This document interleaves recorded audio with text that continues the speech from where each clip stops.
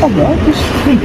Tapi kan Mas Pacul mungkin lebih ini di Jateng, tapi kok malah Mas Kaisang. Ya nggak apa-apa, buat Kaisang. Itu mungkin dipertimbangkan nggak sih? Ya, soalnya menjadi salah satu pertimbangan juga. Nah, jadi Apa prestasi Mas Kaisang? Apa yang pernah dilakukan Mas Kaisang? Kan nggak ada. Mas Kaisang ini juga ini maunya apa sih sebetulnya? Jangan sampai dia nggak punya visi misi dan jangan sampai dia nggak ngerti jadi gubernur itu apa, jadi wali kota itu apa. Jadi dukung Pak Prabowo oke, tapi tidak Gibrannya. Ada yang 2 hari anggota kemudian jadi ketum, terus kemudian dikarbit sedemikian rupa untuk menjadi calon kepala daerah, kenapa didukung? Saya tidak pernah menyodor-nyodorkan kepada siapapun. Pada partai juga tidak pernah. Saya tanyakan ke partai-partai. Begitu kata Pak Jokowi. Apapun yang kau inginkan, jabatan dan kekayaan, demi anak dan menantuku. Bisa saja PDI Perjuangan punya kerjasama sehingga mereka bisa mendorong calon, tapi bisa juga ditinggal PDI Perjuangannya. Jadi ini masih banyak sekali kutak-katiknya, apakah 1 pasang, 2 pasang, 3 pasang. Bahkan Mas Kaisang sendiri kan muncul nih tiba-tiba, yang kemudian sekarang dia muter tuh, mana yang bisa menerima dia atau kans menangnya tinggi lah.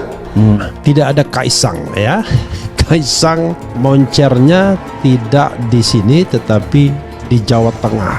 Nah, di Jawa Tengah dengan survei LSI ya, termasuk survei langganan istana ini kelihatannya itu Kaisang paling moncer, bersaing bahkan melebihi calon Gerindra M. Lutfi yang masih menjabat Kapolda ya. Sekarang ada Jawa Tengah, sebelumnya sempat juga Surabaya. Jadi ini kayak diputer-puter aja nih Mas Kaisang nih. tes. Ya, tes ombak mencari mana yang kira-kira bisa terima dia. Nah, sekarang pertanyaannya kan kalau Mas Kaisang ini muncul, apakah ada cawe-cawe Jokowi di sini? Banyak. Jadi kalau kemudian ya Mas Kaisang juga nggak usah minder juga kalau ada orang bilang ya itu kan bokap lo yang kerja. Ya emang begitu kenyataannya gitu. Artinya Kaisang ini memang tidak punya rekam jejak yang jelas ya. Rekam jejaknya jelas, cuma belum untuk menjadi pemimpin daerah sih kelihatannya belum gitu kan. Bahwa nama Mas Kaisang disodor-sodorkan ke partai. Ini katanya begini, saya tidak pernah menyodor-nyodorkan kepada siapapun. Pada partai juga tidak pernah. Saya tanyakan ke partai-partai. Begitu kata Pak Jokowi.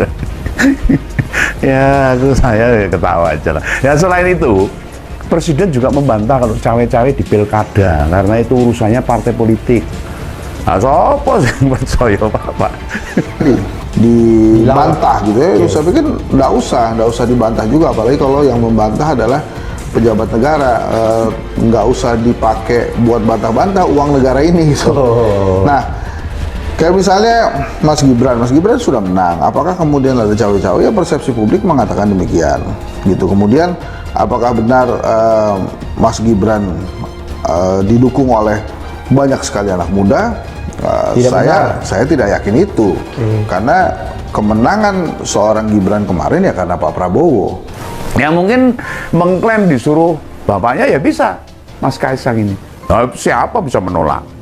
Begawan nggak nudul ini, tapi kemungkinan itu kan sangat terbuka dan bisa terjadi. Oh ini politik kok Bung, bisa saja semua terjadi. Lawang pas mau pilpres kemarin itu, isunya macam-macam kok, orang genah. Mulai dari ibu negara yang minta Gibran cawapres, Pak Jokowi sampai tidur di sofa karena kamar dikunci pun enggak. Ini kabar-kabarnya loh. Hanya sekarang terjadi oleh Mas Kaisang kan, ada salah satu lembaga survei mengatakan elektabilitas Mas Kaisang bila simulasi 6 orang itu di atas 20%. Tapi di top of mind enggak gitu. Jadi memang rakyat Jawa Tengah, ini surveinya survei Jawa Tengah, itu nggak tahu tuh Mas Kaisang maju apa enggak. Jadi pada saat ditanya siapa yang akan dipilih sebagai gubernur, top of mind, pertanyaan terbuka nggak ada nama Kaisang. Tapi pada saat dimasukkan nama Kaisang, baru kemudian dipilih. Nah itu apakah Kaisang? Bukan lah, itu Jokowi kan. Sekarang kan dicari sebetulnya apa prestasi Mas Kaisang.